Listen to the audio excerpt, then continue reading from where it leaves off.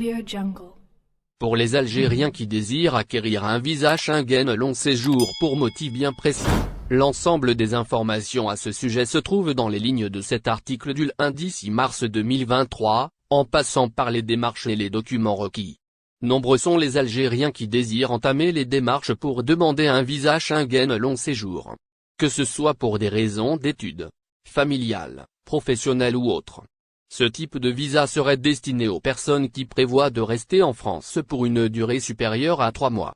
Vous voulez connaître les démarches à suivre et les documents requis, ça se passe juste en bas dans cette édition. D'abord, il faut savoir que pour obtenir un visa Schengen long séjour, il faut bénéficier d'une carte de séjour longue durée. Ainsi, quelle que soit la période du séjour, ce visa a une durée fixée entre 3 mois et 1 année.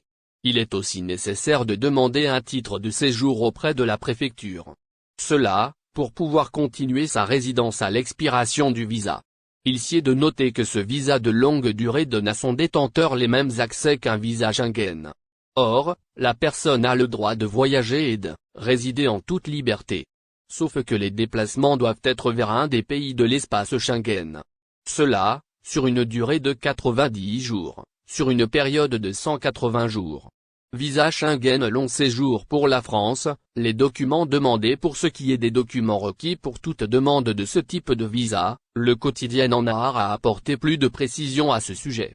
Au fait, il a été rapporté que les experts ont évoqué des photos d'identité, un passeport en cours de validité, ainsi que le formulaire de demande de visa Schengen rempli. Mais aussi, une assurance médicale au voyage, les frais de visa, lieu de séjour et comment financer son voyage. D'autre part, concernant la procédure de demande de visa, les données du demandeur doivent d'abord être enregistrées. L'organisme chargé de collecter les dossiers recevra donc les différentes demandes.